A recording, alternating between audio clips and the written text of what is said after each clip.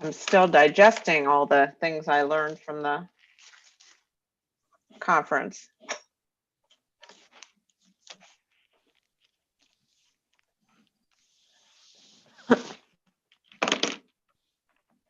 Well, now that my third son is home, I have almost nowhere to camp out anymore. So if you hear noise in the background, it's oh That's it. well.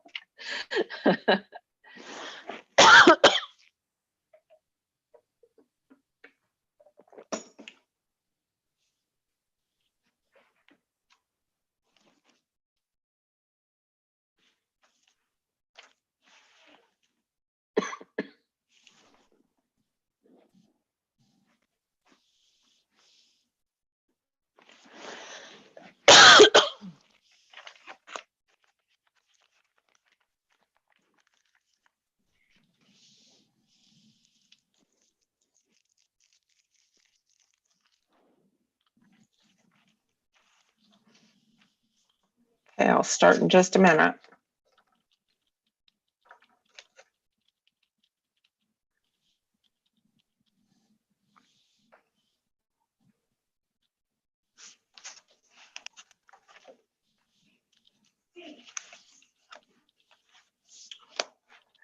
Okay, this regular business meeting of the Edmond School District Board of Directors for November 24th, 2020 is called to order.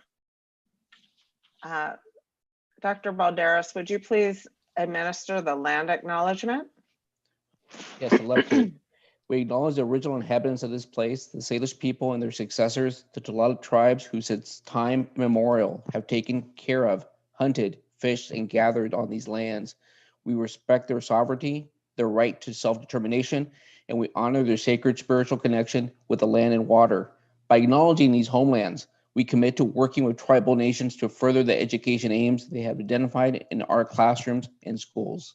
Thank you. Well, thank you. And now we'll have the flag salute. Thank you. I pledge allegiance to the flag of the United States of America and to the republic for which it stands, one nation, under God, indivisible, with liberty and justice for all. Okay. And next, would anybody like to make a motion about the agenda? I move to approve. I second it. Okay, it's been moved and seconded to approve the agenda for tonight's meeting. Is there any discussion? Hearing none, I'll call for a vote. All those in favor of approving tonight's agenda, please indicate by saying aye. Aye. Aye. Any opposed? Any abstentions? The motion passes. Next, we have approval of the school board minutes for November 2nd, November 10th study sessions, and November 10th business meeting. Do I hear a motion? I move that we approve the minutes from the November 2nd, November 10th study session and the November 10th business meeting. Is there a second? I'll second.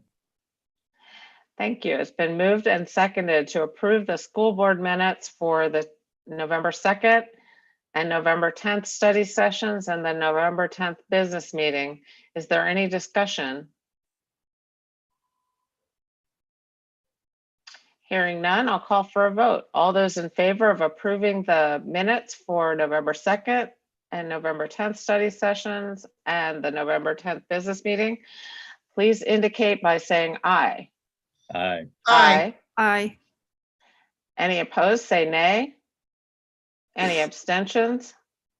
The motion passes. Next, we have our public comments. The public comment item on the agenda is an opportunity for citizens to address the school board.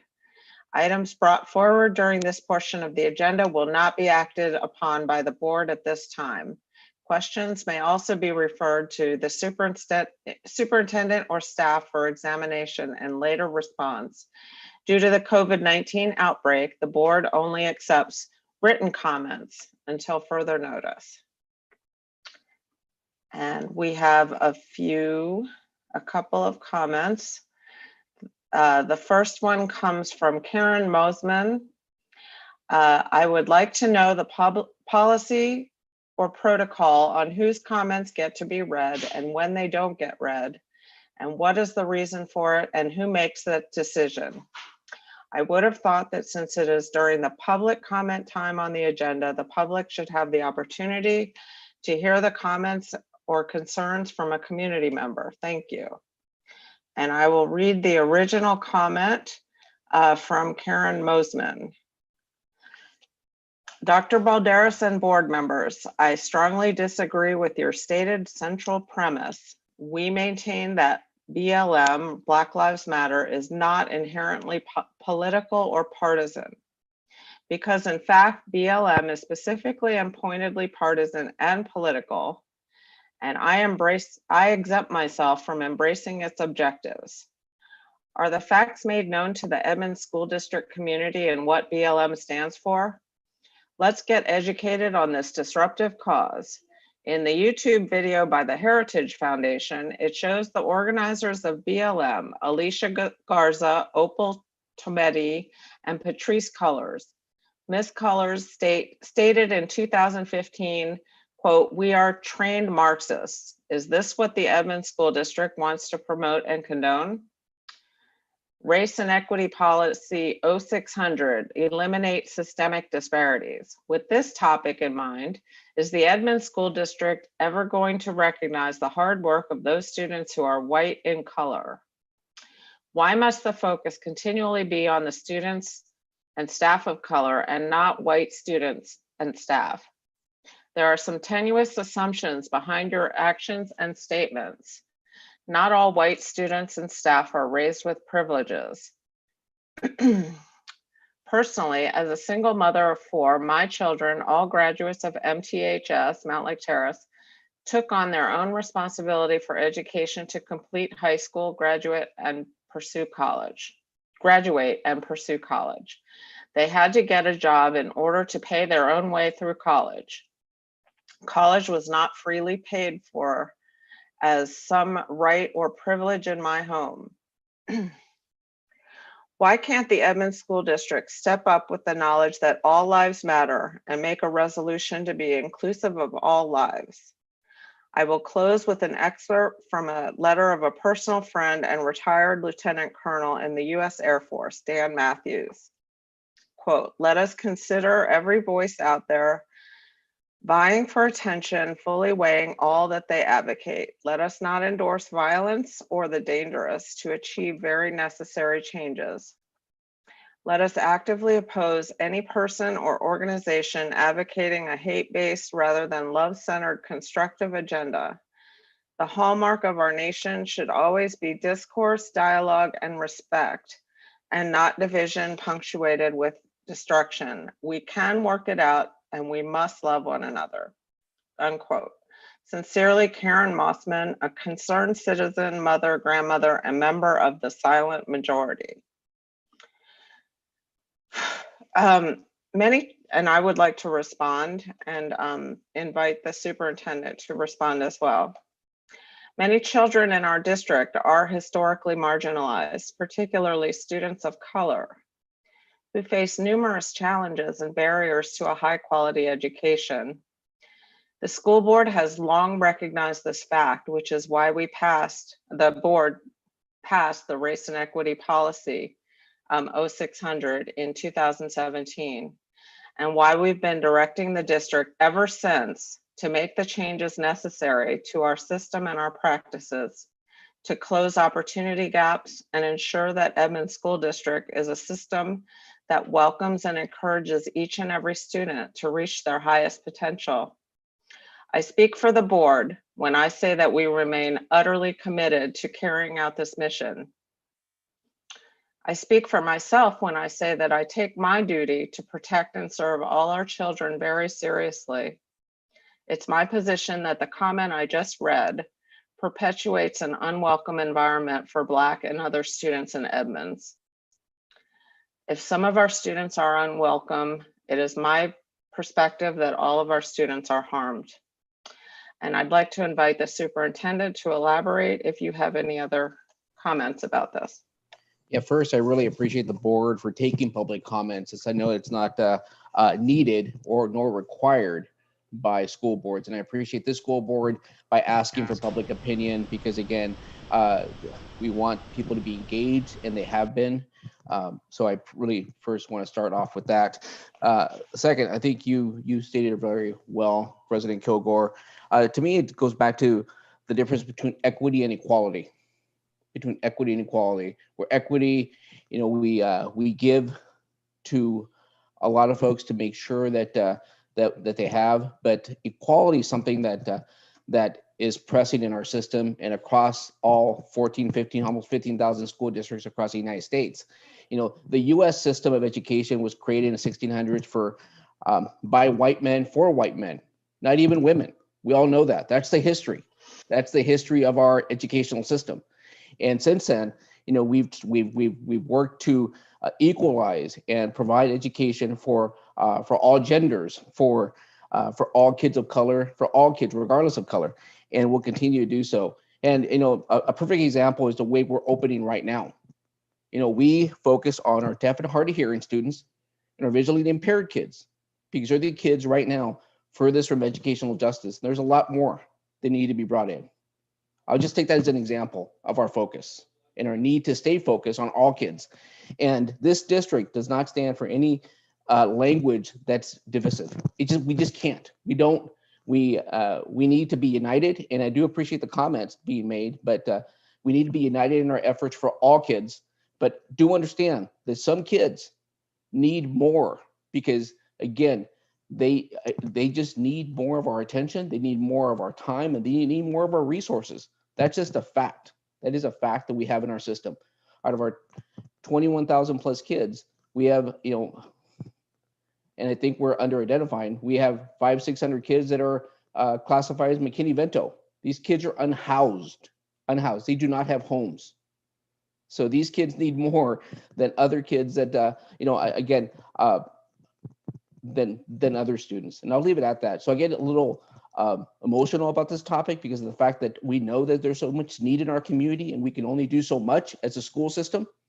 But again, I do appreciate all comments from all patrons, but do understand that, again, we need to work together. I do absolutely agree that we need to be united in our efforts to do more for all folks. And but we do need to focus on our kids furthest from educational justice, because again, they are the ones that have been suffering in our systems for decades. So thank you for allowing me to have some comments.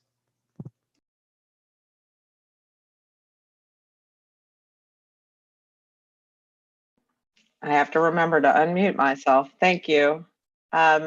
We have one more comment from Brianna Valencia about communication. I have written about this topic before, but it was never addressed. I am concerned about the district not sharing information about positive COVID-19 cases in our buildings with our entire ESD community.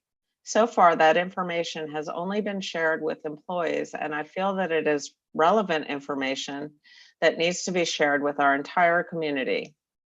I think it is negligent to expect parents to make decisions involving risk assessment without giving them all of the pertinent information.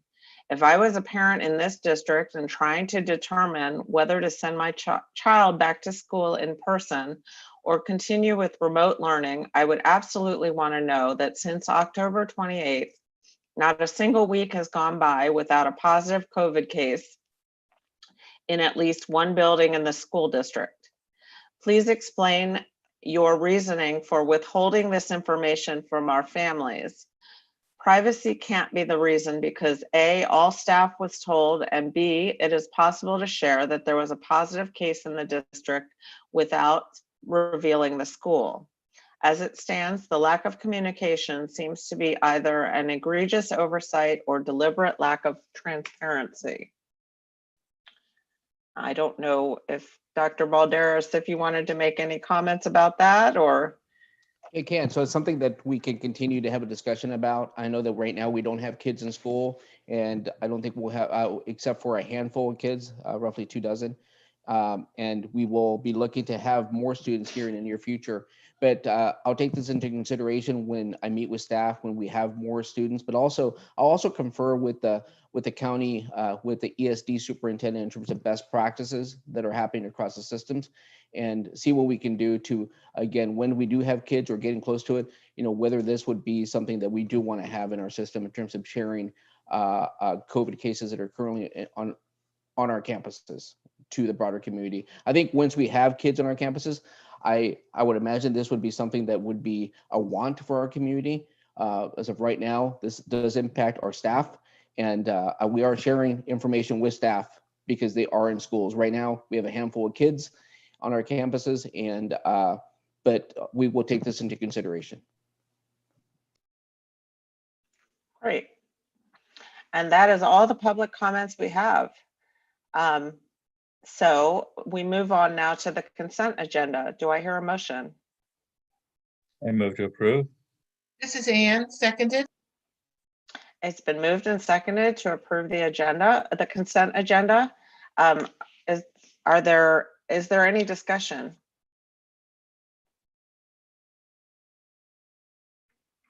Hearing none, I'd like to call for a vote. All those in favor of approving the consent agenda, please indicate by saying aye. Aye. Aye. Aye.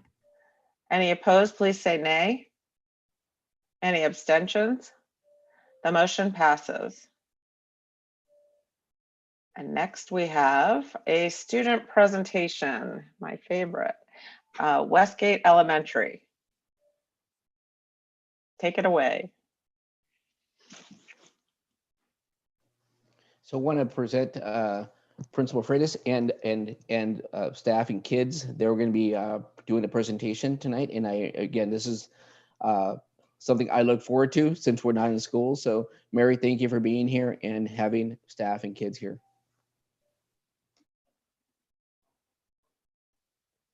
Thank you.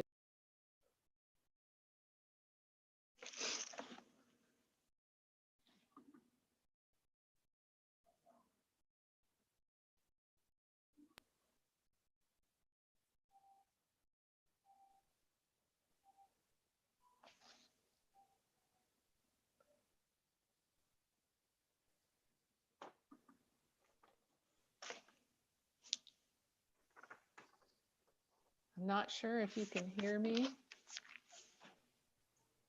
We can hear you, Mary. Oh, I can hear great. you. Okay, super. I think I'm having technical problems.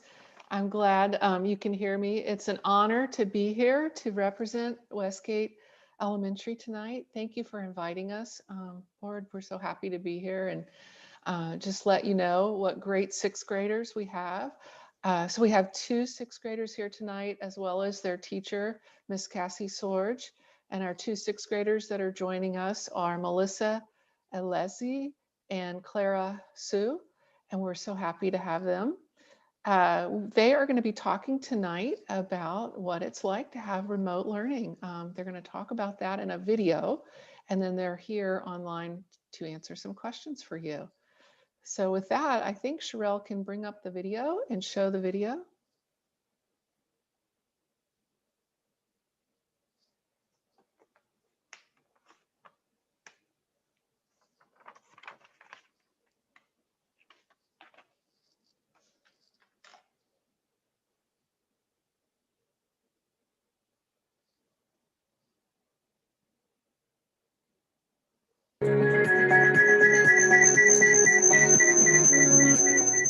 My favorite thing about virtual learning is how we still get to communicate with our peers and our teacher even though we're not face to face. Probably my favorite thing about virtual learning is that they don't give you a lot of work, so you don't have to stay in the computer a lot. Because first of all, I think it's bad for your eyes, and I think it's bad for your head. Because I don't know if anyone stays in technology a lot and you're head started hurting very bad. But yeah, that happened to me. And another thing is that you don't have to turn your camera on if you don't feel comfortable. Maybe you just have anxiety or something from turning your camera on and feeling like everyone is staring at you. So yeah.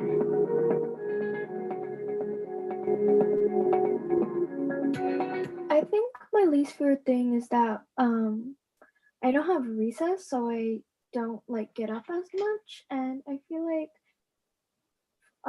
it's harder because usually at school we can split into groups, and for online learning we really can't like split into groups really quickly. And I really think that we should have like longer meetings because I feel like we'll learn more if we had longer meetings. I think my least favorite part of virtual learning is that some people just don't give a lot. Like they go with their pajamas. I usually wake up at like 8:30, brush my teeth, like do some exercises, wear my clothes, and go to Zoom. I'm not saying like you have to go like a run and like go everywhere, like run outside and stuff. I'm just saying you should be a little bit more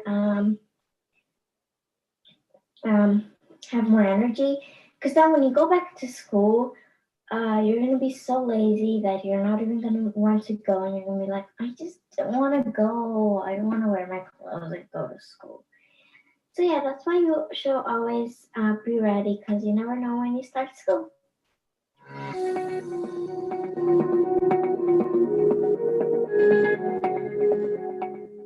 I think we should figure out how to get group projects or do groups a lot faster, because say if a kid was on a different level than another student, then they could work with other peers that are also on their level instead of having to do something that's either harder or too easy for them.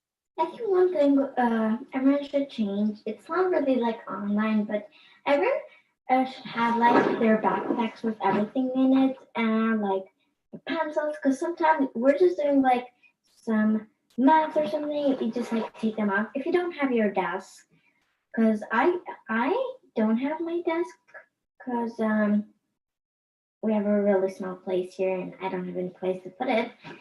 So I have a backpack, and whenever I'm done with all school, I put my computer in, my charger in, and everything I was using, and I put it somewhere here, and then in the morning I get it again and put my computer out and get my charger and I need it. So yeah, I think everyone should do this if they don't have like a desk where you can put all this stuff. It's not really like online, because I feel like online school is very good. Like Canvas is very good and everything is very good. I don't think anything would change except if we have like live P and stuff like every time, because it's kind of confusing and yeah.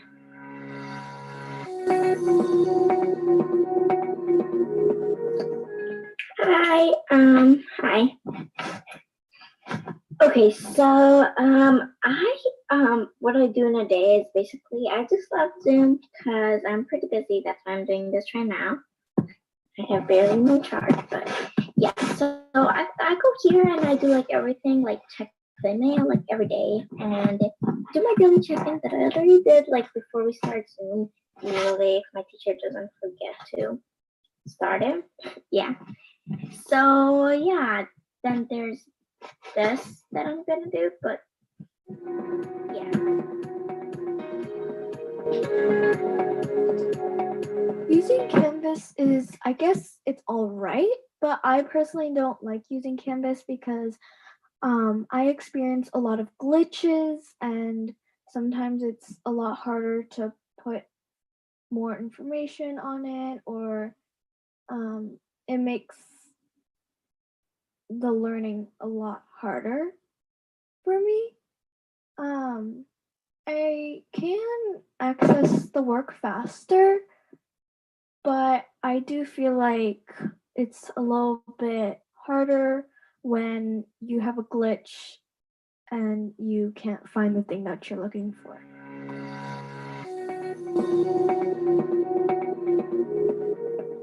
I think that for the district, we should have more group projects because I feel that a lot of students like to work with other students more, and they can be more focused and they can have conversations about what they need to do, or if they're doing Google Slides or something.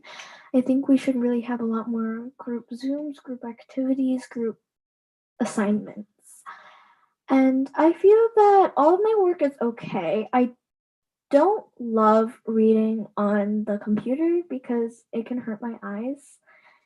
And I think that I was expected to be more excited about online learning. You don't have to go to school and stuff. But I do miss going to actual school where I can meet all my friends and everything like that. But I do really appreciate how our teacher lets us close our cameras when we don't want to open the camera because we feel uncomfortable or we're doing something that we don't want everybody else to see.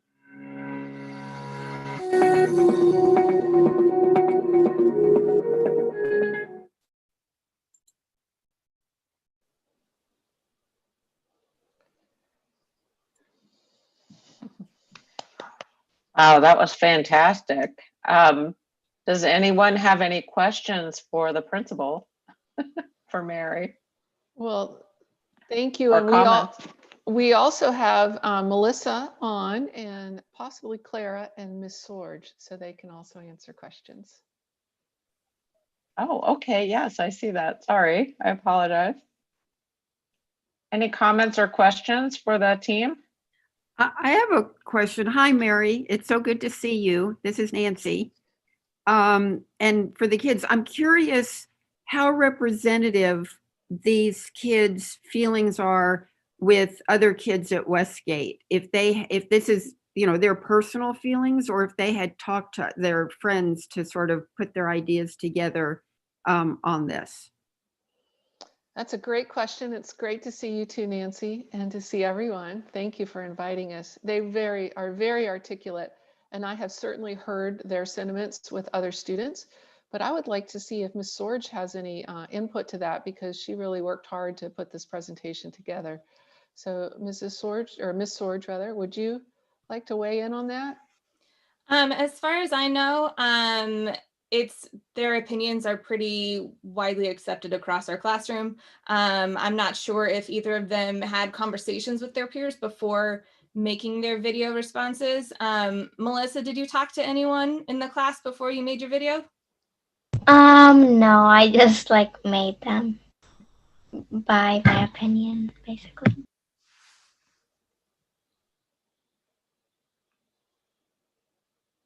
So I think that I've heard this from other grade levels also, the same type of sentiments that they had. I've heard from other students in other grade levels and other teachers as I've been into classrooms. I think they represented us very well and very articulate. Thank you. Yes, they're wonderful. This is Anne. I have a question, Ms. Sorge. How difficult is it to create group opportunities in this remote format? I think it really depends on the subject. I'm trying my best to have pre-created breakout rooms, so all of my kids are building relationships with a comfortable group of peers, and I got their input too on who they would want to be in a group with. So when we do breakout rooms, I automatically know who's going to be in which room. And so I've been able to kind of incorporate that a little bit more, especially after hearing Clara's feedback of wanting to do more group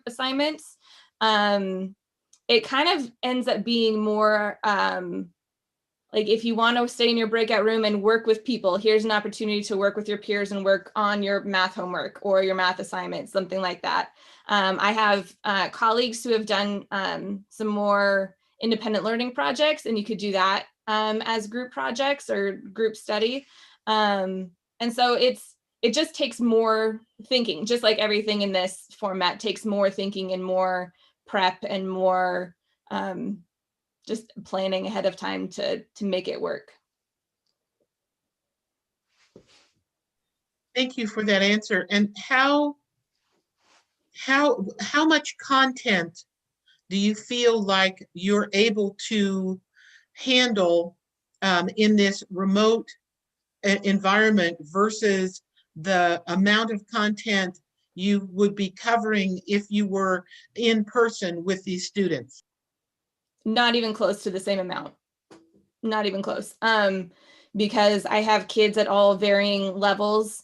I have kids who are trying to jump over technological hurdles before they can even access the content. Clara is on her 4th Chromebook. I have kids who are, and I have another student who's on his 3rd Chromebook. Kids who constantly get kicked off of a Zoom and then they join back in the Zoom. Their sharing screen isn't working, so they're not seeing the videos I'm presenting. So it's a lot of me doing more tech support than providing more like small group assistance and individual support. I'm doing a lot of tech support, and that seems to take up the bulk of my small group time, my office hour time. And so I'm not able to cover nearly as much content. I'm also putting a lot of focus on just building community with my class and having social emotional learning, because I feel like if the kids are not able to at least understand and have a grasp on that part, they're not even going to be able to access the academics. So I do a lot of community building. We do art every Friday. This is my little art gallery of our art projects every Friday, just to come together as a group. And then once we have that more solid, then we can start to cover more content. But it's a lot more time consuming to get there.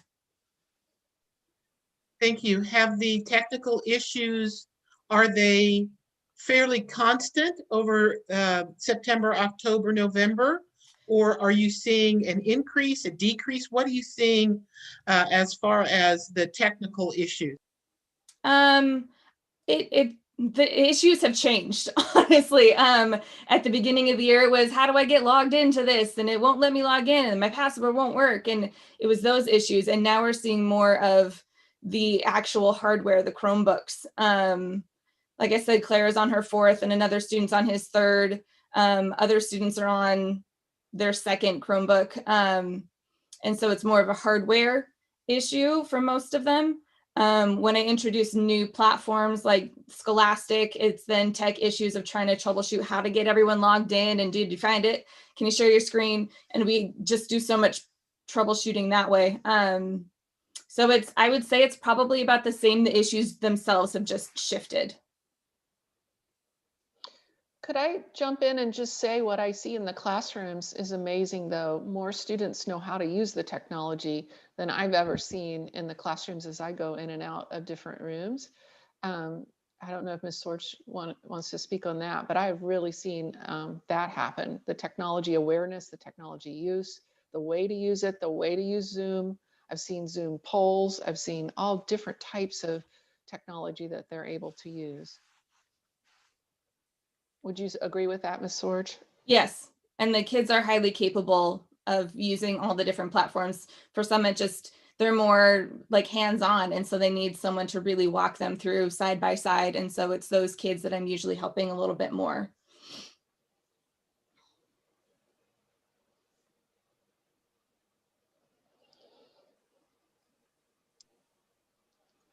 I agree with that. I observed a kindergarten class and a 3rd grade class a couple weeks ago, and it was amazing how confident the kids were, in the kindergarten kids. There was absolutely no presence of any adults or parents or anything behind them, helping them do anything. They were all on the computer doing their lessons with the teacher very, very independently. So it's pretty amazing.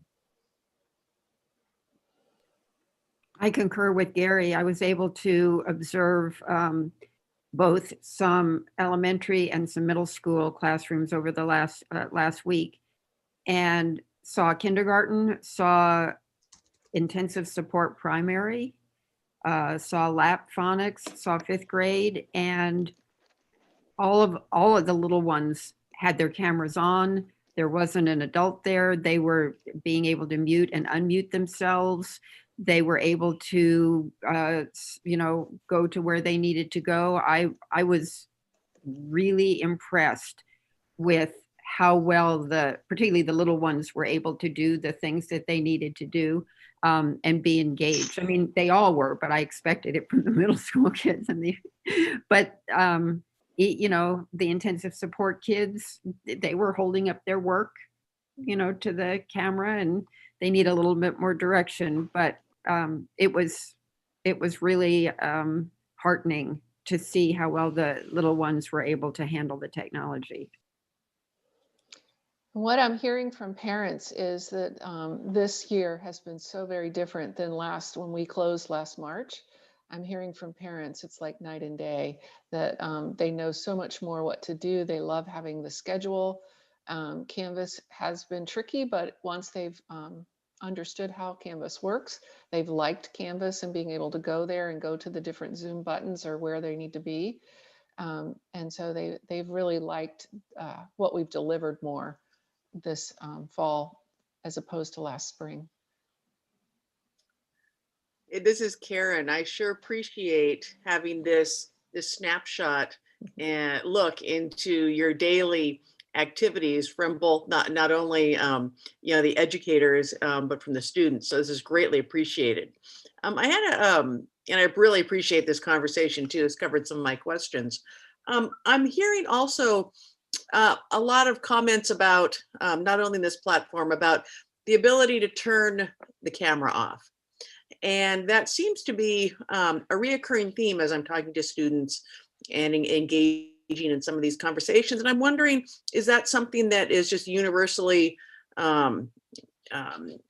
adopted by all the instructors, that the kids have the ability to just keep their video off if they want to? Or how do you address that? Thank you. That's a really good question. And we've really looked into that because we have kids who live in their cars. We have kids who have parents in the background that, are moving around doing whatever. We have bandwidth issues where there's more than a lot of people using internet in the house. We have a lot of those types of things. And so we feel like, and we have kids that are anxious on camera, that it just brings up their anxiety level quite a bit being on camera. So as a staff, we've talked about engaging our students, but still being aware of all these different issues that are going on. And we feel like we need to give our students that ability to turn off their camera when they need to turn off their camera. We've even gone so far as some of the instructors have helped students think about what their background is. We know we can't use a virtual background like I have tonight on the Chromebooks, but we've talked about, getting a shower curtain and put it behind you, or, something like that, something that's easy for them to get and put behind them, or a wall that, is a wall instead of people walking back and forth or, not being ready for the camera. But, you think about all the different situations we have students in, and we feel like to meet the needs of all of our students, that's something we need to give the kids the opportunity to turn the camera off or down if they need to. Thanks, I appreciate that. I do recognize too with the bandwidth, I wanted to share that I really did experience some of the issues with connectivity in trying to participate in a conference this weekend.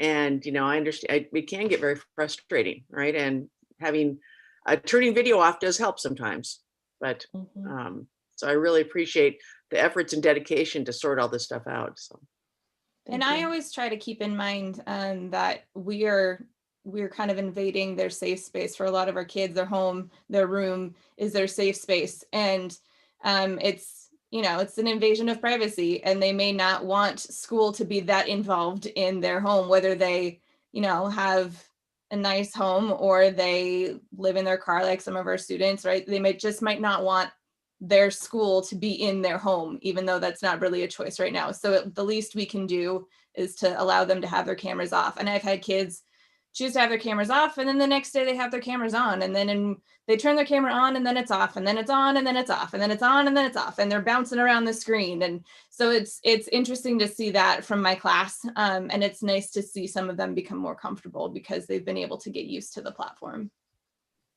I'm wondering what strategies you use to check in with the kids.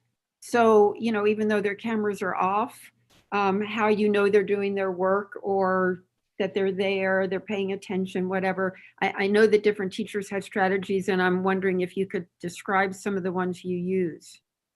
My class is a big chat box class. I think Melissa can agree with that our class loves the chat box. And so I will frequently see kids that are not chatters vocally, or they don't turn their cameras on, but their names will pop up in the chat. They'll say, I'm ready to go, I don't have any questions, or, oh my gosh, I didn't know that before. So I'll see their name in the chat.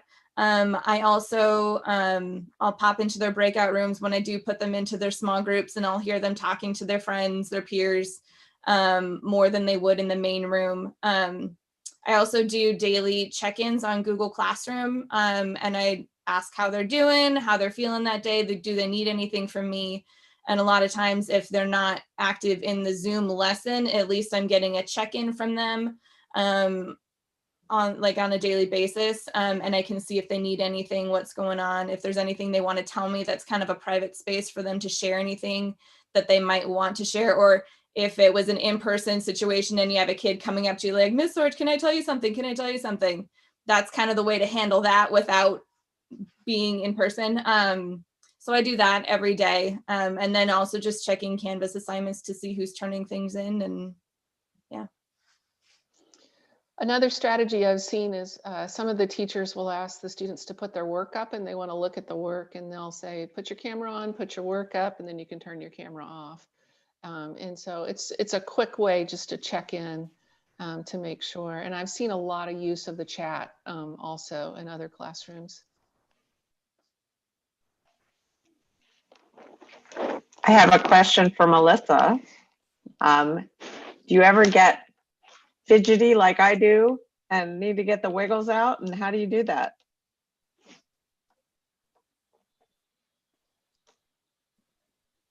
Wait, can you ask that one more time? Because I can't really hear you. Sure. Do you ever get sort of fidgety? You know, like you have to move around when you're in Zoom classes? And how do you get the wiggles out? And do you have any advice for other students? Whenever I move places when I'm like in class, I usually turn my camera off and then change place and then turn it back on. Okay. We So had you Clara, get up and move Clara around is a here little? now.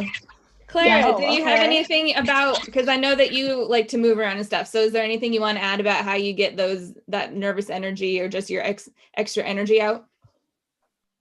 Sometimes if I have the urge to move, I kind of just like get out of my chair a little bit and just like bend my knees and then go back to the meeting and open my camera back on. Thank you. Anything else, board? Well, thank you so much for visiting us and giving us a little look at how things are going with your class. Thank you, Ms. Sorge, and students, and Ms. Freitas. Did I say that correctly? That's perfect. Freitas or Freitas. Freitas. I apologize. Please come back and visit us. Thank you so much. It's an honor to be here, and thank you for all your work as well. Happy Thanksgiving.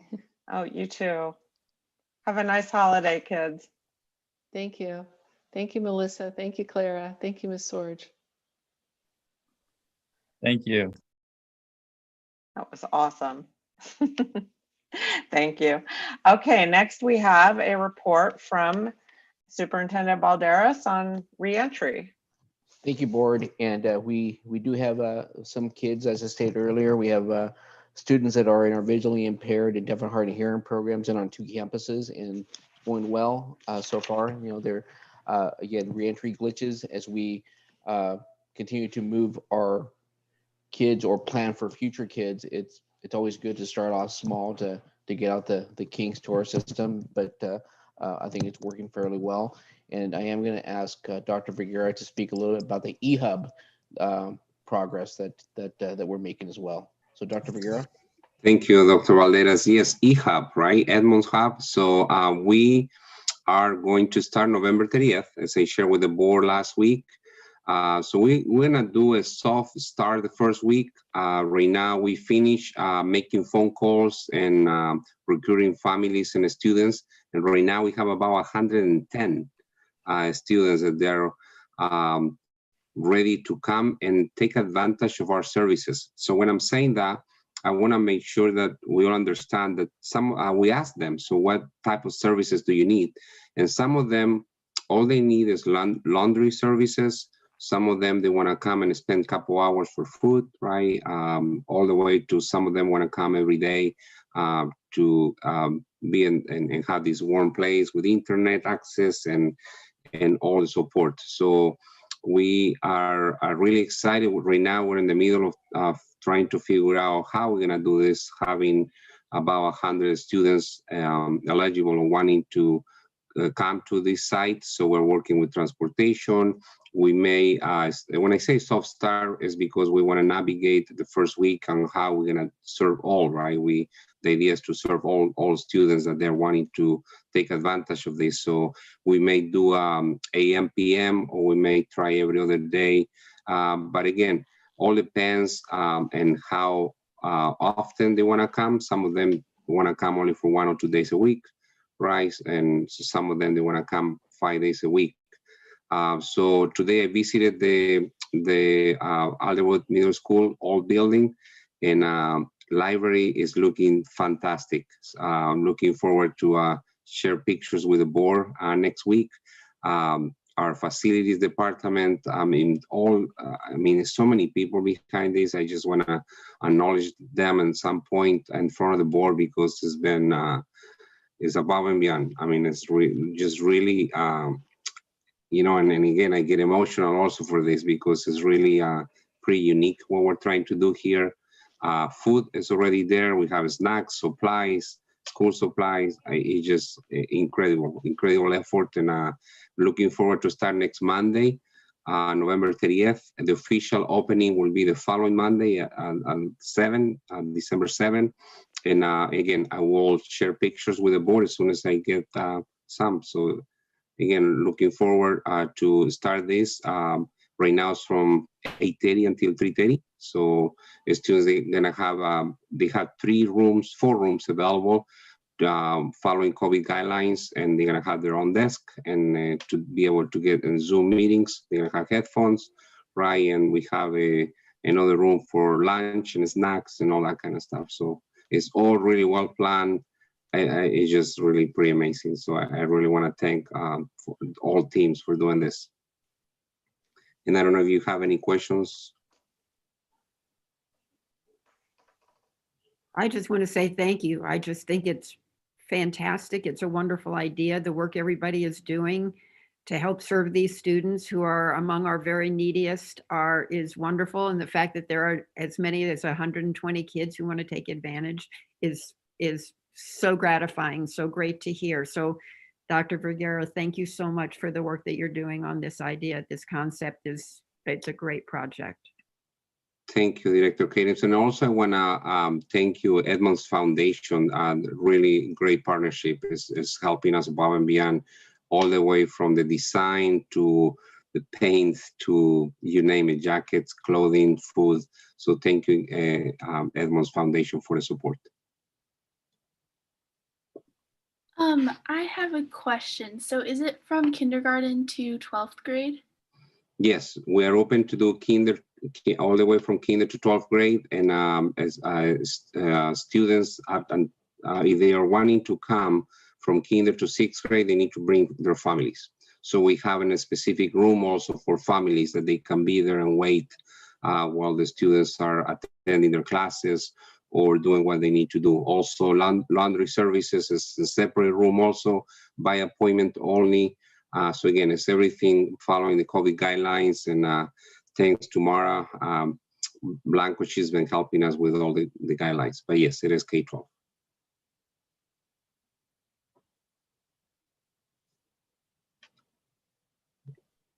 Dr. Vergara, do you sense that it's an obstacle in any way for the K-6 kids to have their families come and stay with them during that time? You know, we are analyzing that. Right now, I can tell you that the majority of the students that are wanting to come, they have someone at home that is willing to come and spend the time. And also, in many situations, also is good for the adults to be there, right? When we think about warm place, when we think about food. So I think it's a win-win for many of our families. So we are looking, again, case by case.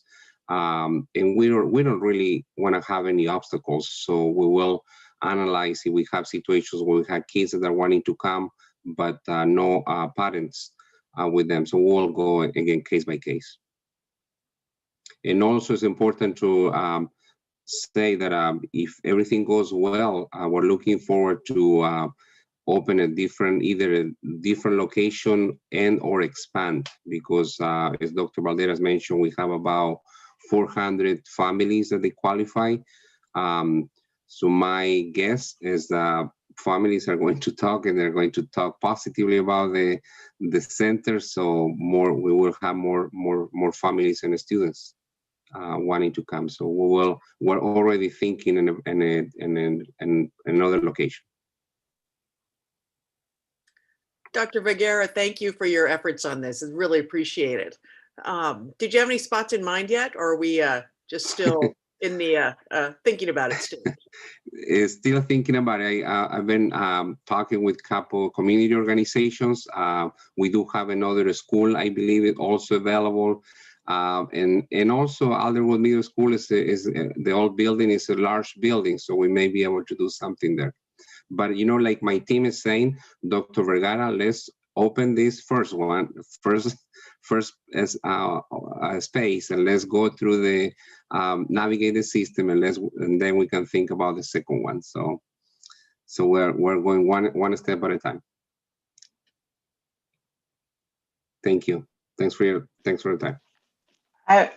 I just wanted to ask, I wonder if this could serve as a model going forward if we're not able to bring secondary students back this year. Is there a way to open up more centers like this for secondary students who have, say, sketchy internet or, you know, difficulty at home? So I can speak to that a little bit, Dr.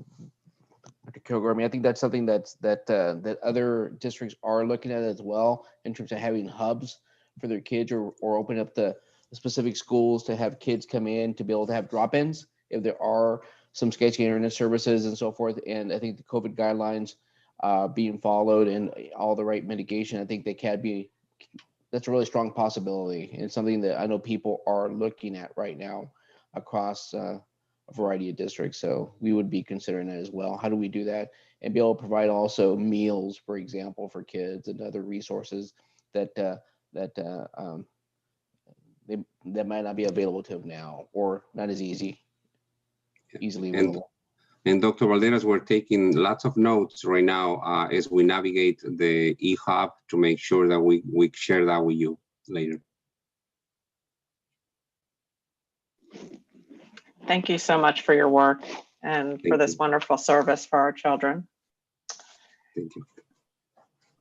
Next, we have our budget and finance report from Lydia Selly. Good evening. Take it away. For having me. It's been a few months since July, our last July report, and provided a lot of data this evening. Certainly not going to be able to go through all of it. So I'm going to highlight the things that I think are important. Please feel free to ask questions at any point. There also may be some questions that I will have to follow up on, and I'm happy to do that. I can provide the answers at a later time.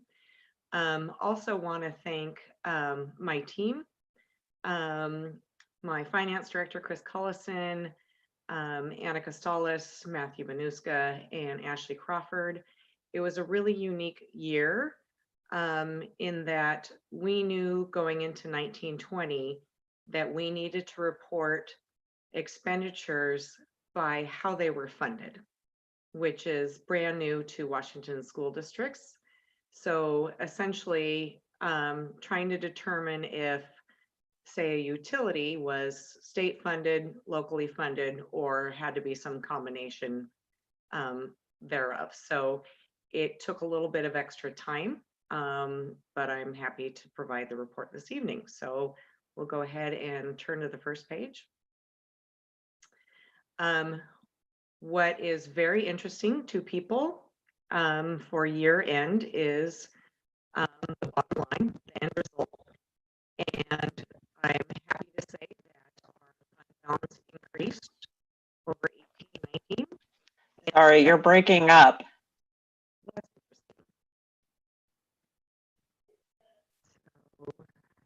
Just your sound.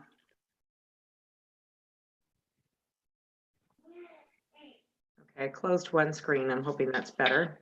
That's better. Close another program after we're just listening to the kids and their connectivity issues. So happy to report that we exceeded our earlier projection of unassigned fund balance. We had estimated that we'd come in at 4.2%. We actually came in at 5.2%, which is good news going into 2021. I'll walk quickly through the components of that 29 million. The first section is what we call non-spendable. Inventory is really easy. You can't readily convert inventory back into cash. Prepaid expenditures, those are materials and supplies that we've purchased for 2021 during 1920. So the bill has been paid, but we record the expenditure in 2021 because that is the year that those materials will be used. I'm happy to report that there was no recovery of state funds, but we did have 2 carryovers. Predominantly CTE, Career and Technical Education, has a carryover, and the Learning Assistance Program, LAP, had a carryover. Part of it was the difficulty in spending the funds for their intended purpose when we, essentially shut down in March. So those funds get carried over and must be used for CTE and LAP in the 2021 school year. Because we are closed down, Department of Labor and Industries, Washington State, decreased the amount of reserves that we needed to set aside. That unfortunately is offset. Sorry, Lydia, you're breaking up again.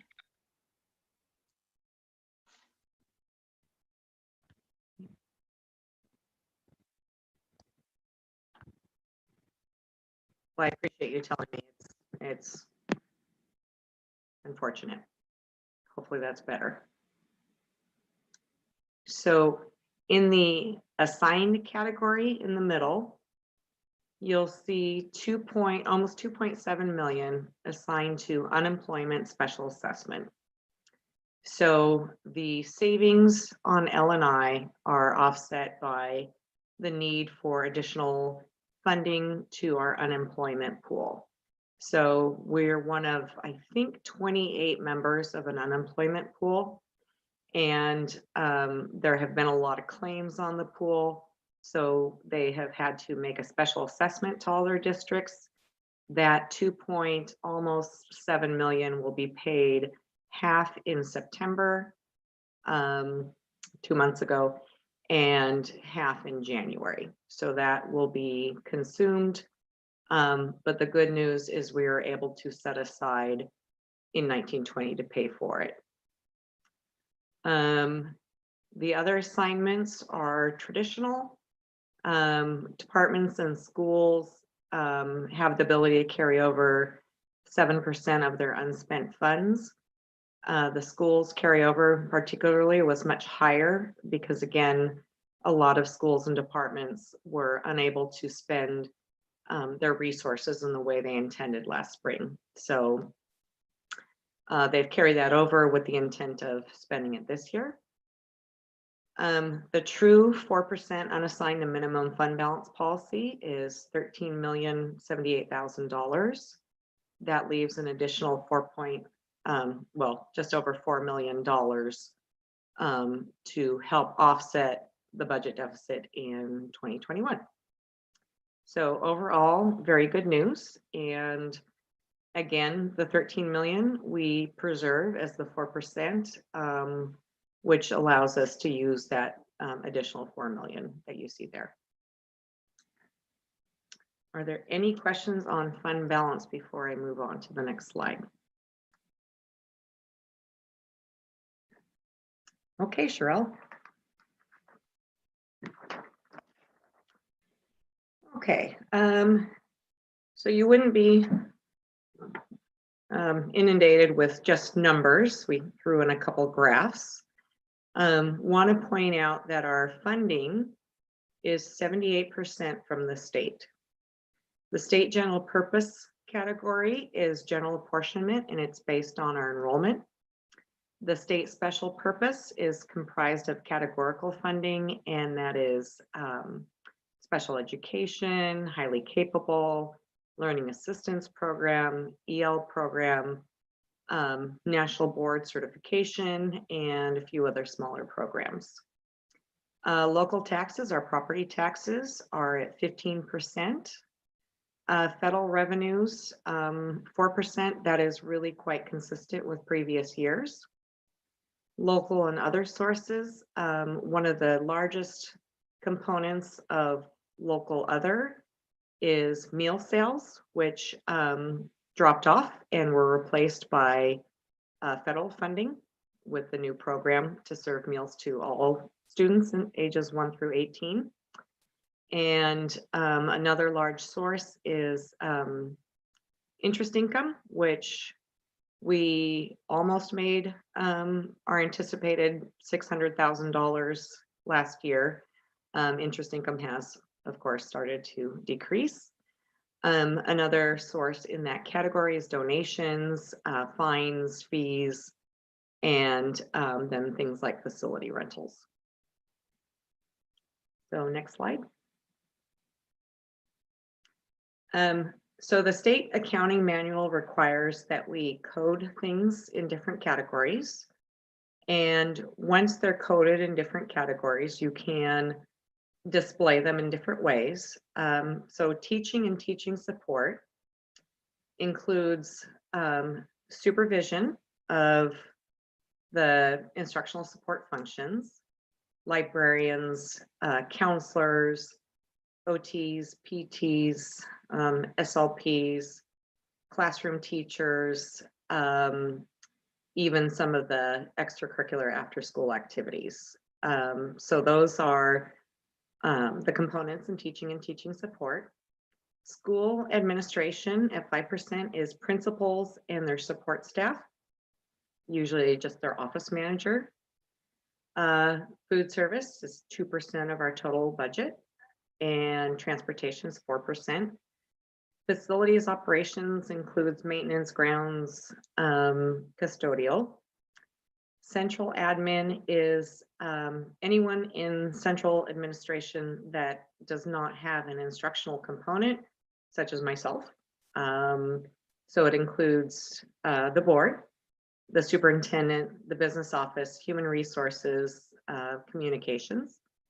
And then other support activities includes technology, print services, motor pool, and the like. Okay, next slide. So tonight I'm not going to go over the combined F-196 that's attached, but I did include one chart from that report that I think is important. And if at a later time you want to peruse the F-196, I would be happy to answer any questions after you look through it. It's quite a meaty document. So again, we had to code expenses to their sources. And I wanted to point out that in basic education, as well as district-wide support, those other resources are predominantly our property taxes. So much as I wish that basic education was fully funded, it is not. And that is where our levy comes in. On vocational basic, that's our CTE program. Those are program fees. They're not related to the levy. For special education, we actually anticipated spending closer to 7 million from local resources, the property taxes. But the pandemic changed our pattern of spending, and the state preserved our state funding as it was expected from January on. So if we keep going down. Program 79, instructional programs other. This is also basic education, but what we try to do in the budget process is put known levy expenditures right into 79. So a lot of the expenditures in program 01 basic ed are a combination of state and local resources. Program 79 we know is going to come from the local levy, and we try to accommodate that. So basic ed is really the sum of program 01 and 79. I'm happy to report that in food services, Megan was able to balance her budget and then some. When school stopped, we were very worried at the loss of, local revenues, but the USDA program came in and said that we can serve meals to all students. So that kept her in the black, which is wonderful. Pupil transportation, same thing. We wanted to make sure that we consumed all of our available resources, because the state does not let you carry over unspent transportation dollars into 2021. So we manage that program well. Any questions yet? Director Kilgore. Yeah, is it still the case that the free school meal program is ending on December 31st? It is, as far as we know, going all the way through next August. Oh, it is. Oh, that's wonderful news. Okay, that's great. Mm-hmm. I have one other question before we move on. That's line item 79. Mm-hmm. Do you have a further breakout of that somewhere in your system?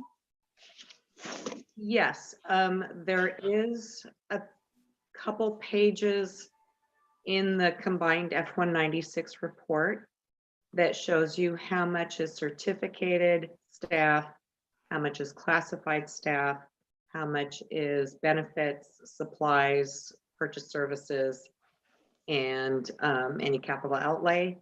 But if after looking at it you want more information, I'm happy to get that. I think at some point in the not too distant future, we could certainly, as a board, it might help us to sit down and talk about the new rules and sort of, because there's rules on spending. Mm-hmm. And so talk about the district's approach to allocating local levy dollars and, where they're going. It's not, I don't think urgent, but that would be something I'd find interesting. Certainly. This is Ann. I'm assuming that that 79, that section is follows the McCleary guidelines regarding what is and is not acceptable to use for local levy dollars. Definitely. At the same, so part of a lion's share of it is that no single position in the district that is purportedly state funded is is entirely state funded. So for every certificated instructional employee, the district has to use levy to make up the difference between actual salaries and funded salaries. And that's not to pick on the certificated staff, because it is also the same on certificated administrators. There's a gap, and all classified employees. There's a gap between what the state funds and what we pay. They narrowed that gap considerably in McCleary, but they didn't fill it. And the problem, unfortunately, will perpetuate, because every time the state requires us to fund, to pay out the, what used to be known as the COLA, which is the implicit price deflator, it costs us more to pay out on the implicit price deflator than the funding we receive. So that gap continues to increase. So, but I would be happy to do some more work on how we're funded and how we make some of those decisions. And it might be a good discussion item before the next budget.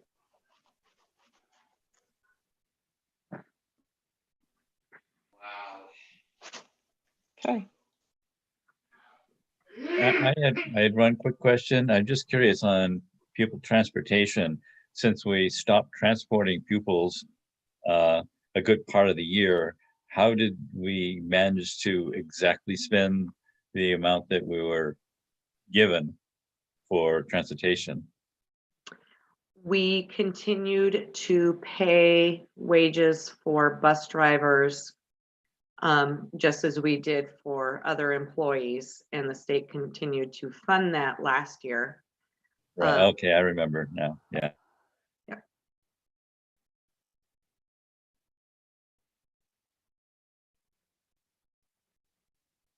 Okay, if there's no other questions, I'll go to the next slide. Thank you. It's very small font, sorry.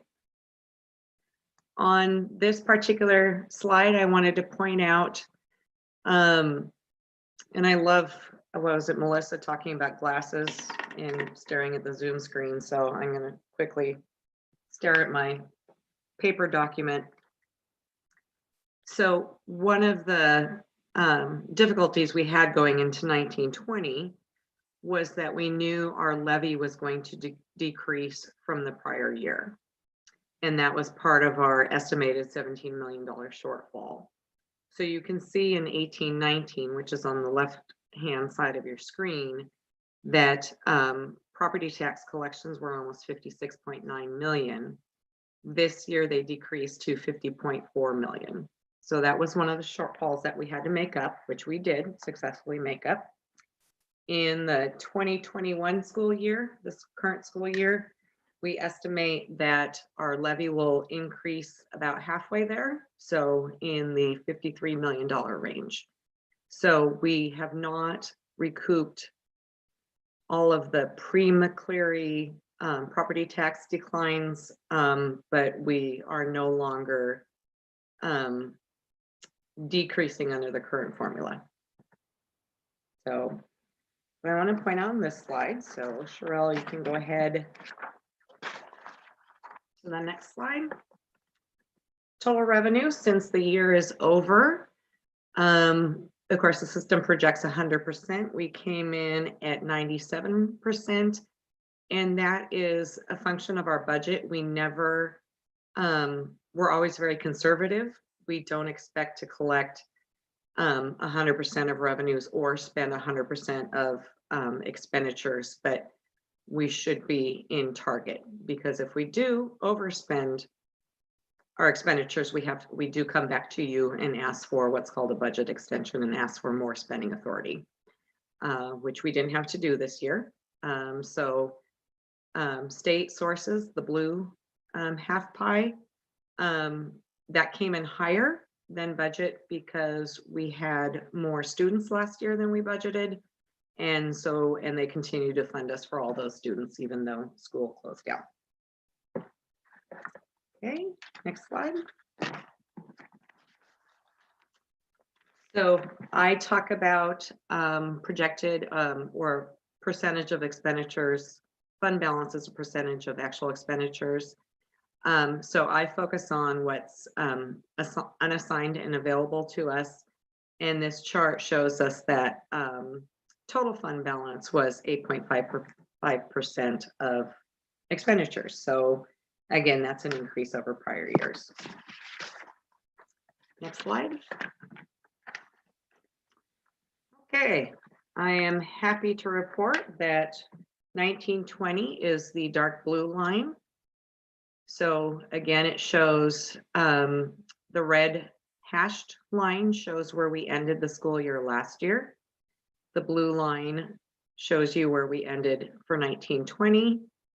And the end of the blue line, 29,365,000, becomes the beginning bullet point for September, which we will go to shortly. Okay.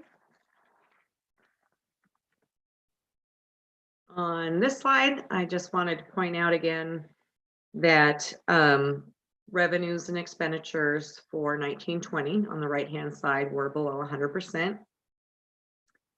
ASB was considerably lower for obvious reasons than the year before. And then capital, debt service, and transportation vehicle are pretty unaffected by COVID. On transportation vehicle, we are underspent because we didn't receive all of our buses in time to pay for them in 1920. So they arrived in 2021 and we have sufficient budget capacity to pay for them this year.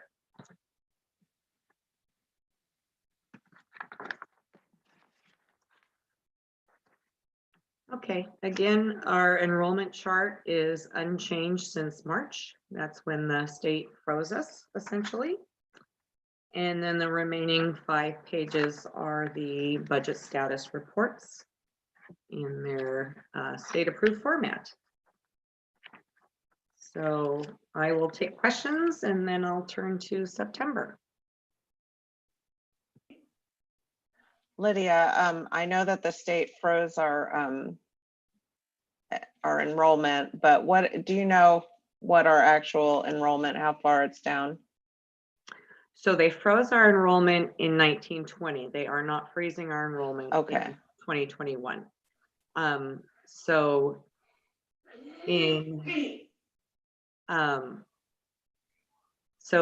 after September, we're approximately 500 down. Unfortunately, October and November continue to go the wrong way. So we are approximately 600 students below budget. Okay, thank you.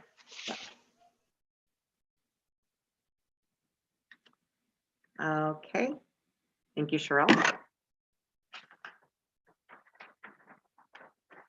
Okay, we'll turn to the next page.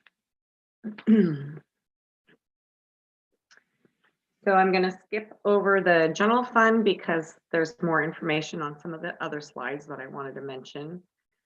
ASB predictably is not bringing in the same level of revenues and certainly not spending at the same level as last year.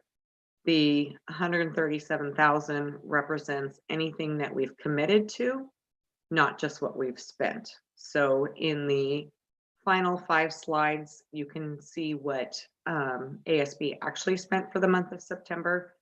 It's not the 137,000. Those are commitments, and those commitments can be changed if we don't open back up. Again, capital, debt service, and transportation vehicle are basically unaffected by COVID. And so we are continuing to complete our capital projects. Remember that in 1920, the annual budget of 220 million included a $200 million bond sale that didn't come to pass. So we're not that far off where we were last year for September. starting in 2021, we'll start collecting on the new capital technology levy of $24 million per year. Right now we're completing the 2016 levy authorization. Okay. So we had hoped that the blue line, which is the current year, would be higher than the pink line, which was last year. And I just mentioned that that hasn't come to pass. We are still above where we were in 18-19. We also did just receive a chart from the Educational Service District in Anacortes. And I have to say that with the exception of some small, very small districts, our enrollment decline, we are faring better than many of our neighboring districts. So that is a little bit of good news on top of the enrollment decline. Okay, next slide.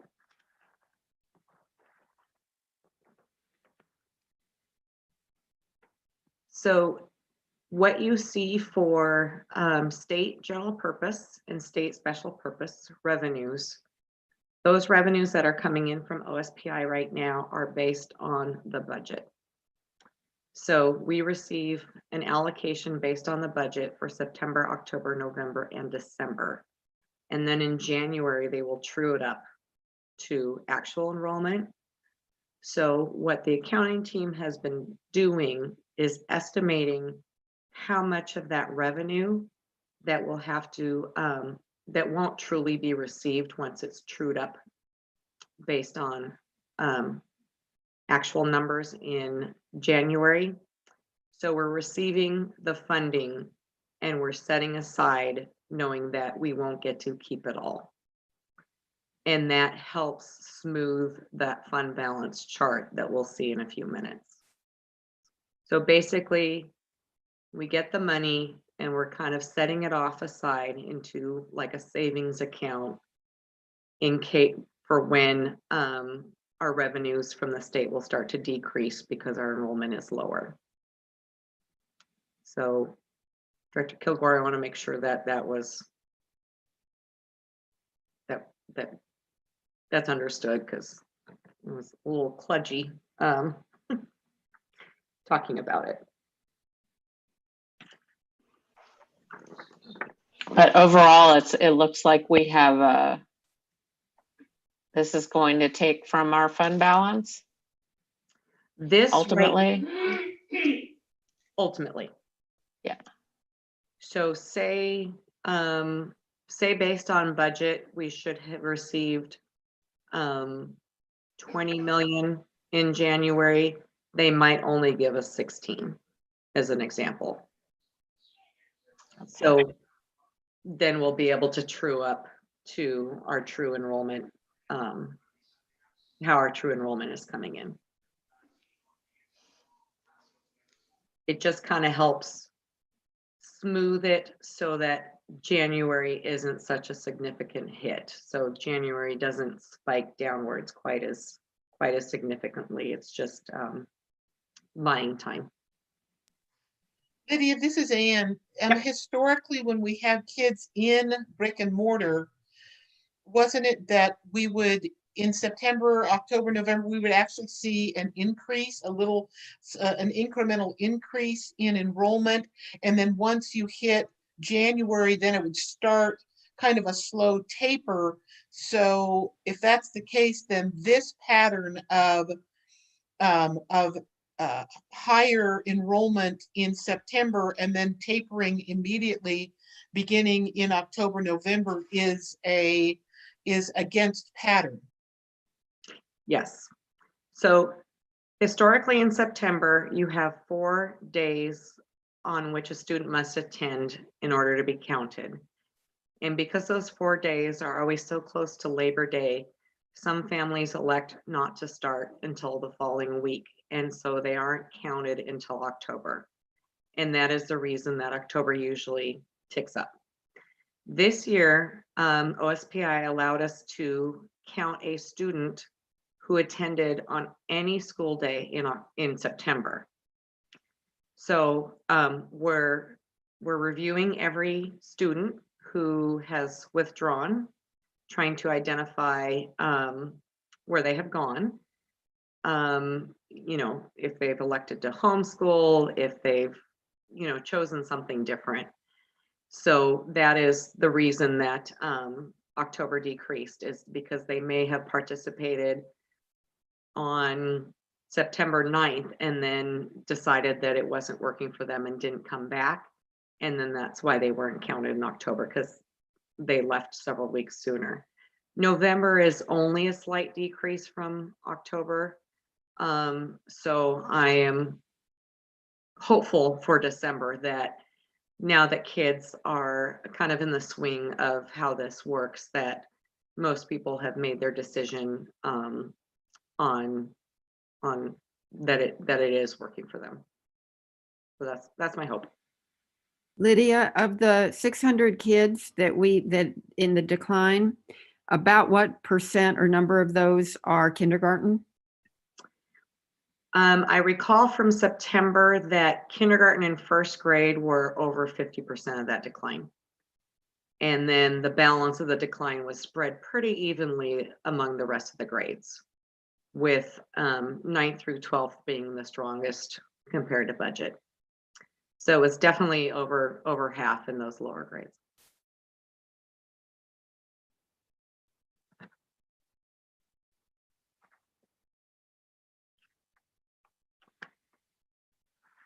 Okay, Sherelle, I'm going to skip over the next two graphs and go to the line chart. Okay, so again, the blue line on the left, that is where we are starting this year. This is a more complicated year to make predictions because, again, enrollment will continue to change. Hopefully we'll stabilize and maybe even increase.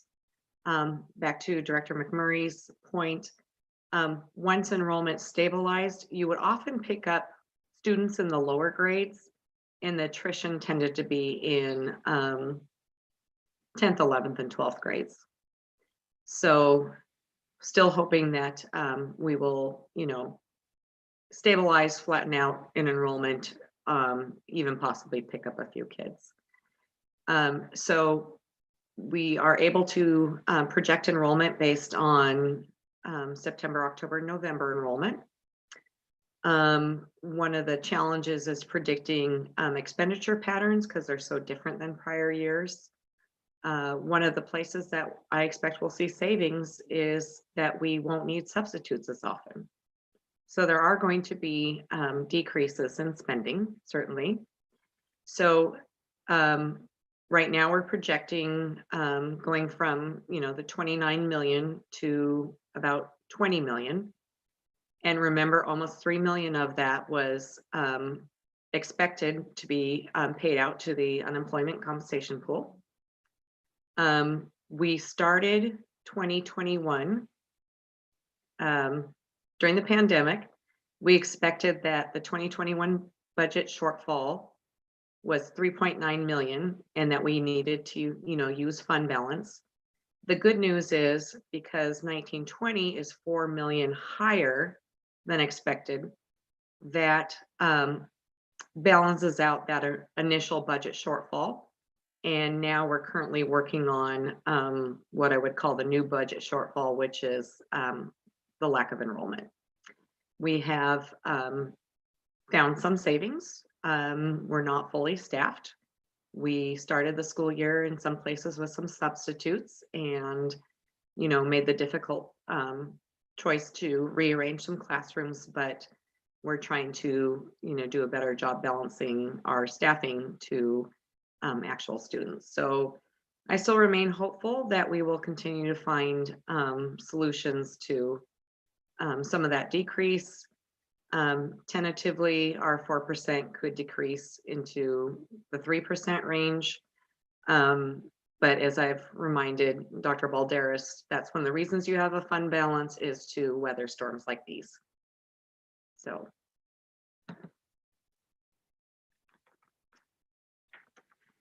And then finally, we have our 5 pages of required budget status reports. And I'm going to open up to any other questions you can think of, and again, you're happy to go through the combined F-196, which is the year-end annual report that's required to go to the state. So it's already been sent off to the state, and OSPI is reviewing, and we are now officially in 2021.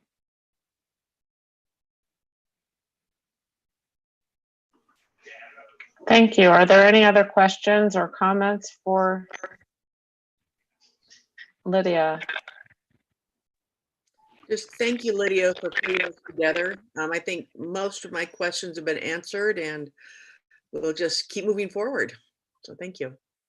Thanks for the time. I know it's a long one. Okay. Next we have new business. Our first item on new business is a single reading to approve the project and preliminary budget of $100,000 for master planning and preliminary design of the building upgrades at the Educational Service Center. Do I hear a motion? I move to approve the project of preliminary budget. I second. It's been moved and seconded to approve the project and preliminary budget of $100,000 for master planning and preliminary design of the building upgrades at the Educational Service Center. Is there any discussion? I'd like to say that after having spent most of my waking hours for 16 or 17 years in the ESC, I can totally attest to the need for this. I remember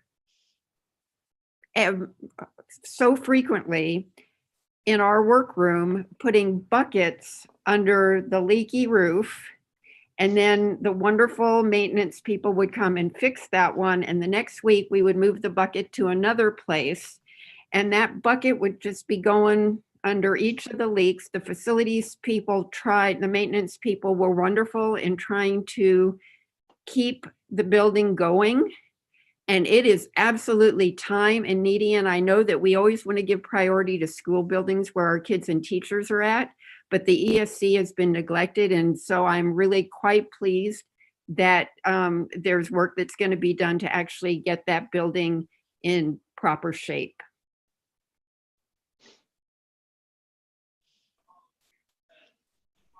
Anything else?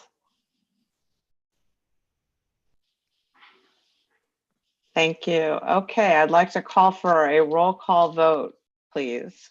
Director Kadams? Aye. Director McMurray? Aye. Director Chase?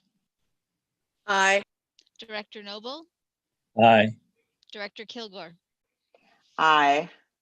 The motion passes, and we will get those much needed upgrades. Thank you, Director Kadams.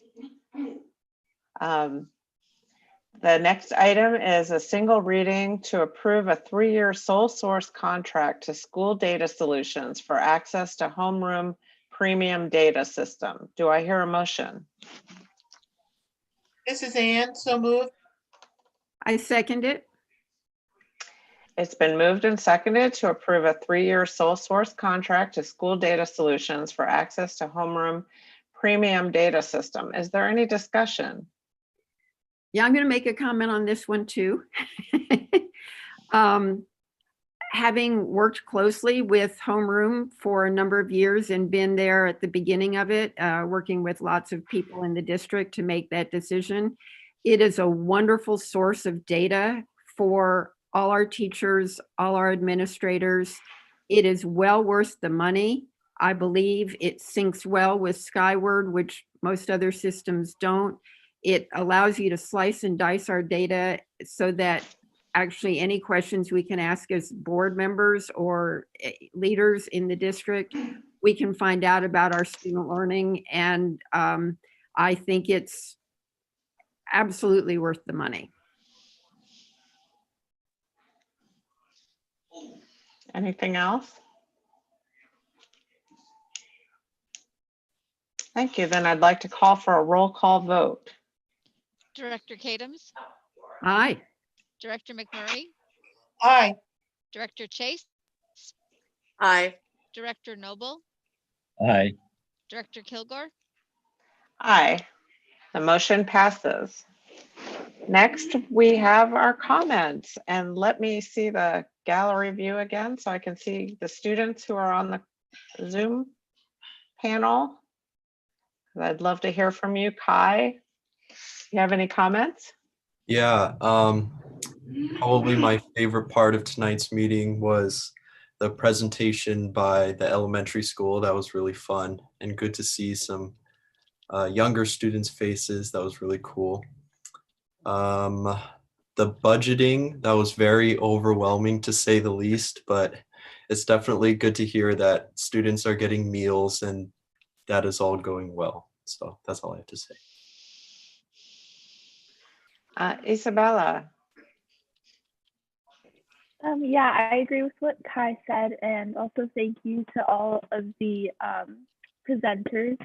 And I also want to comment on what Dr. Valera said in the beginning about students like deserving different types of, or deserving the support they need, because all students have like different needs. So the amount of support they get should be determined by what they need and want.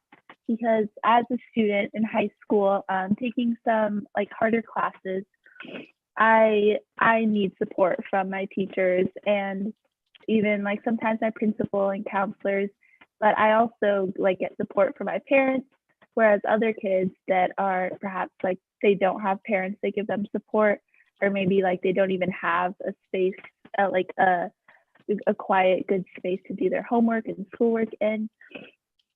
And there are many other like obstacles that other students have to like go through and to just get to the same point like where I am. Like it's hard for me, and I'm very privileged. So a lot of other kids need the extra support to really like accomplish their goals. Thank you. Soralia, are you on? There you are. Hi, I don't have a lot of comments. I really liked the elementary presentation, and because I was always curious about how they would function and really shift because they're so young, because secondary students were more mature enough to like really handle more in the situation, whereas they're still developing young children. So it was very interesting to see their perspective on this online learning. I also wanted to thank you, Dr. Kilgore, for standing up for the students of color in the beginning with that comment. Everyone's entitled to their opinion, but I really want to emphasize the more educational side of BLM and what it stands for truly. And yeah, I hope there are more opportunities for that. Thank you. Thank you. That's very nice of you, and I appreciate that. And I hope I get the name correctly, but correct me, Zainab? Yeah, it's Zainab, and Zainab? I'm sorry, okay. I'm not able to turn on my camera just That's okay. today, but I also agree with Sorelia. I love the way that Dr. Kilgore and Dr. Valderas handled the public comments. I understand that it's kind of hard to give everyone what they want or let them know what they want to hear, but thank you for still standing by the students of color and their needs, and I really appreciate that. You're welcome. That's what we're here for, all of us. Are there any other students? I'm looking around the board, but I assume some of us are eager to get on to Thanksgiving. So I'll go ahead and open it up to the board. Director Kadams, would you like to make some comments? Thank you, Director Kilgore. All of the presentations were well done and very important. I certainly agree with Kai that the budget is overwhelming. You're not the only one who feels that way. One of the things that I did this week was I attended, along with my colleagues, the WASDA conference, which is the Washington State School Directors Association. And my weak areas, like all students, we need to recognize our weak areas, are budget and law. And so I did half-day workshops on those particular topics. So I knew a little bit more about the coding here, but it is overwhelming, but very helpful, Lydia. And I appreciate particularly all the graphics that you do for us on it. I also really appreciated hearing from the elementary kids at Westgate and their teacher. And again, I want to just mention that I appreciate the opportunity that I had last week to visit 2 more schools and a number of classrooms at Seaview Elementary and at Meadowdale Middle. I want to thank the principals and the teachers and the kids for letting me come in. I saw, like I mentioned earlier, kindergarten, primary intensive support. The kids were great at being able to handle things. At middle school, I was able to see, as well as some core classes, I saw an art class and a physical education and fitness class.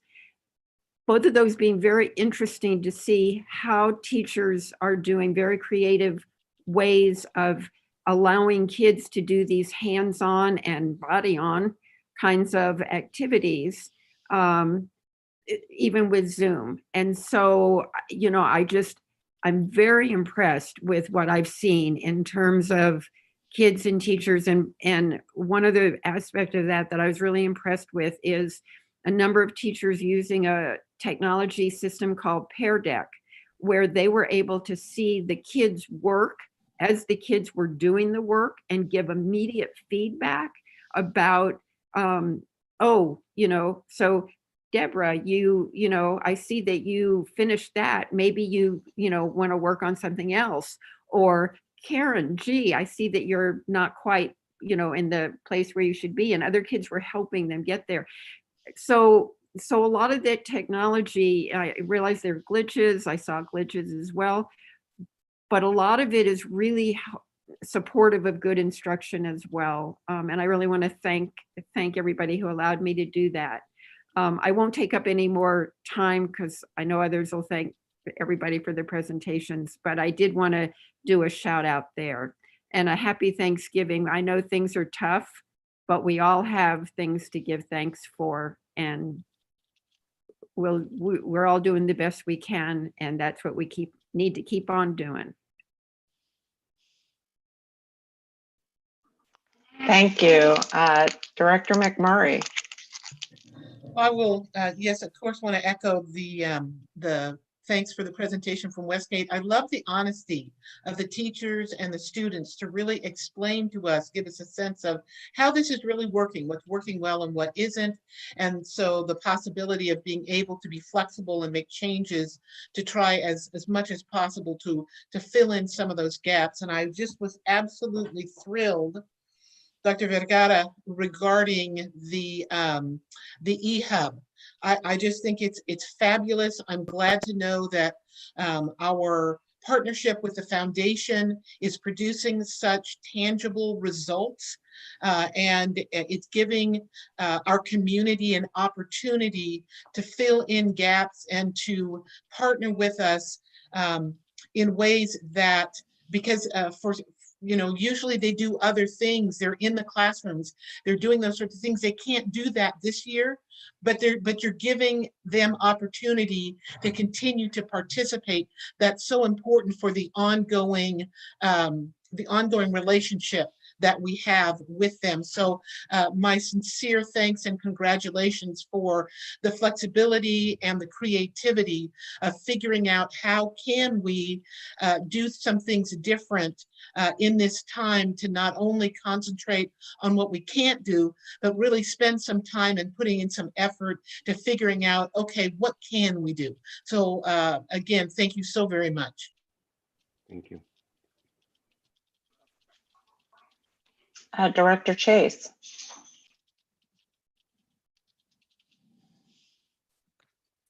Thank you, Director Kilgore. And I would like to first congratulate Director Kilgore, as she is our new elected District 1 representative for the Interscholastic Activities Committee. District Area 1 stretches from Snohomish County all the way up to Canada. So this is going to be wonderful. I look forward to hearing all about the committee. Congratulations. Thank you. As we know that we had our Washington State School Directors Association conference, there were many breakout sessions. It was very interesting to have the different experiences with the learning the content, both with technological glitches and also best practices on learning. So there were many breakout sessions. Lots of activity. I'm still digesting a lot of it too. And as things come up, I think there may be some things our student reps might be very interested in also. I do want to share that, as we know, the legislative session starts on January 11th, and there's a lot of planning going on into the legislative positions and advocating for our districts. The Children and Behavioral Health Work Group has assured us that they're going to be focusing on critical needs of students, families, and youth who have their needs have been exacerbated by the pandemic. So as these committees continue to meet over the next month, we will find out where they feel our needs are as we advocate for what our specific district needs are. And that's all I've got for right now. There will be more talking points and information to share after the holidays. Director Noble. Yeah, well, first I wanted to thank Westgate and particularly Ms. Sorge for allowing her students to talk freely about both the good things that are going on and the bad things that are going on, or the things that are difficult for them. So I really appreciate allowing the students to do that. That was a really great presentation. On the EHub, I'm really excited about that program. I think it's going to be great for our homeless students, and I hope that we can sometime at least develop a similar structure for our secondary students, because I think that would be very valuable for them too. And lastly, I thank you, Lydia, for a really comprehensive report. I've been doing this for so many years and I still struggle to understand it all, but thank you very much for making a very understandable presentation for it. And that's all I have.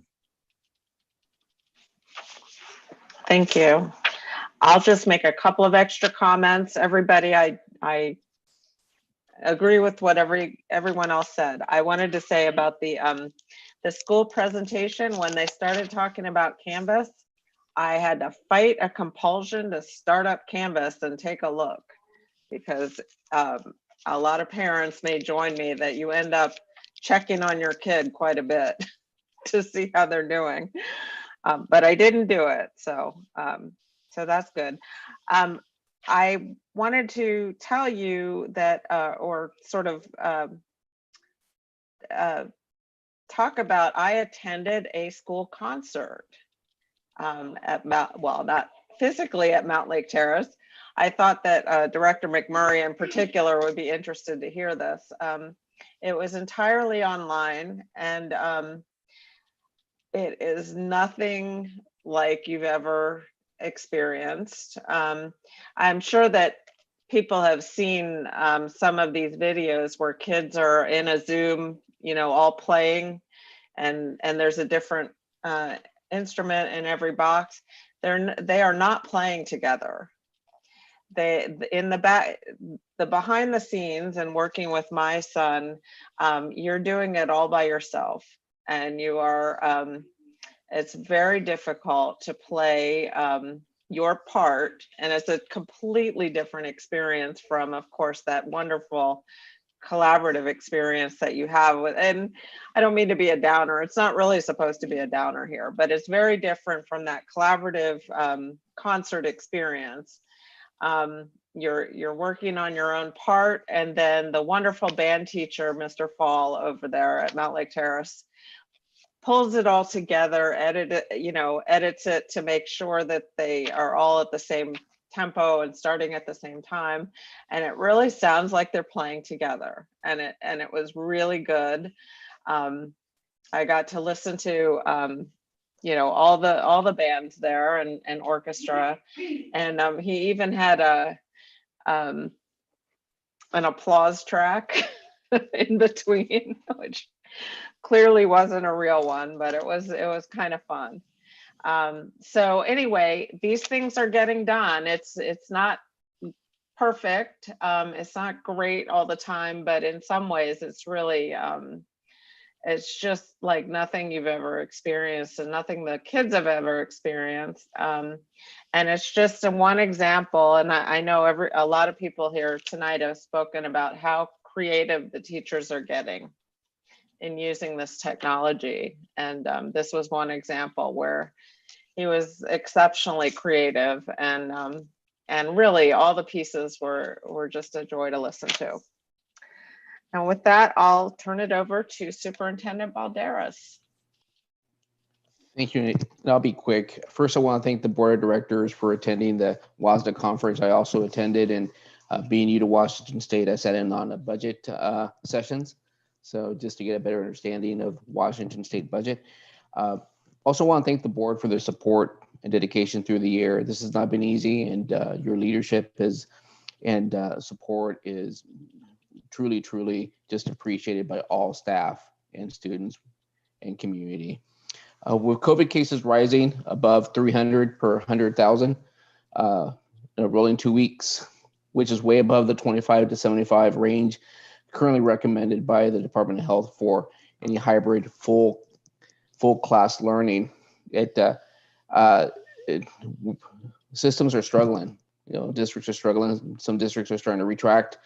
It's going to be difficult to bring in whole classes until there's less, again, COVID cases. There will be some lessening of restrictions, I'm hearing, where I believe the 25 to 75 range will be up to roughly 200,000 to 100,000. I know that Dr. Spitters, our county health authority, mentioned something of the sort last week. And again, our mitigation efforts are what's going to make a difference. Our site mitigation efforts at the building level are essential for our success. So we're going to continue to work with that. I know Greg Schwab and Matt Finch, Mara Blanco, have been doing just outstanding work trying to get everything ready to ensure that our buildings are safe, from attestations to PPE, and ensuring that kids and the staff wear their mask. It's just essential. Again, that's the things that we can't control. And again, we can't control what we do in our buildings. And when we do bring more kids in, we're going to continue to work very, very hard in making sure that we have the safest environments for everybody in the building. Also, just want to wish everybody a great holiday weekend. I know that people, it's not the holiday weekend that maybe people have wanted, but I know it provides a rest for our kids and staff.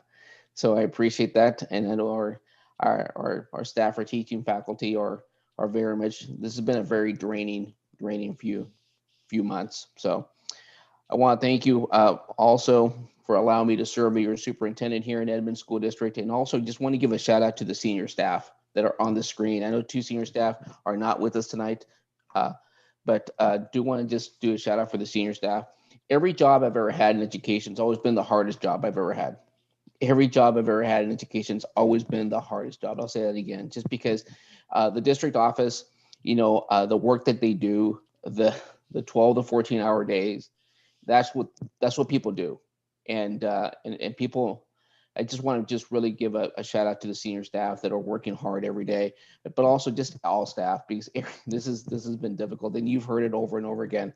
But the folks that are behind the wheel, behind me, are the ones that are really driving and moving the ship forward in the direction that we need to go. So I want to thank everybody, and want to thank the board, and wish you a wonderful holiday weekend coming up. So thank you. And I believe that is it. Everyone have a wonderful holiday weekend. See you soon. Meeting adjourned.